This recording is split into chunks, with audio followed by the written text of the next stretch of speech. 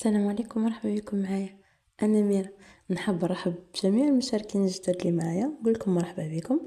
اليوم جبت لكم وصفه كاطو ديليس، جبتها من ولاية سكهرات. للامانه الكاطو مش جزائري، الكاطو تونسي. نبداو بالمقادير. عندنا طبقه اللي هي الاساس اللي هي الجينواز، عندنا 4 بيضات، مور فاني، قرصه ملح، ونطلعوهم مليح بالباطير. ونزيدو المكاس غير ربع سكر على دفعات، يعني بشويه، ونطلعو نولي الخليط تاعنا لونه فاتح كيما هكا. نزيدو كاس فرينه نكونوا غربلناه ولا راح نغربلوه. نبقاو نخلطو بشويه، نطلعو من الفوق للتحت. انا نحب نزرب الفيديو باه ما تملوش مني. نطلعوه كيما قلت لكم من الفوق للتحت باه ما نخسروش الهواء اللي فيه.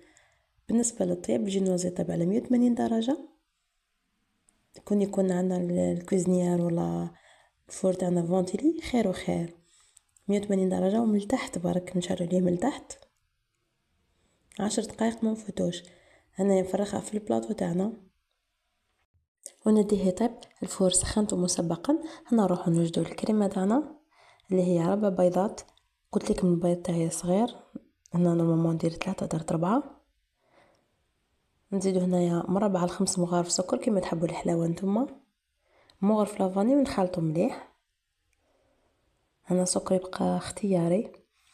نخلطوه مليح، نزيدو عليه نص كاس كاطو مرحي بسكوي، اي بسكوي، وكاس مكسرات. هنا درت الكاوكاو به بقشورو، حمصتو ورحيتو. عندي كاس فرينه ونص مغرفه تاع الخميره تاع الكاطو، يعني خميره كيميائيه.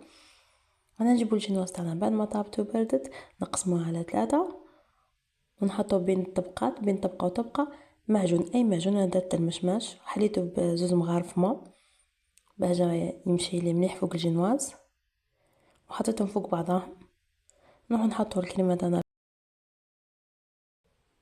بوشاتوي، نحطوها فوق الجينواز تاعنا، ونشعلو عليها الفور غير من الفوق مدة 5 دقائق، ونخليوها تبرد. شوفوا شكل تاعها كيفاه. انا هنا كثرت لها شويه الخميره، نورمالمون نحطو مغرف برك. نروحو نقسموها بعد ما تبرد. تزيين اختياري، درت المعجون، درت وحطيت فوق منه الكاوكاو، فوق بيستاش، الورد. نتمنى تعجبكم الوصفه وش هي طيبه.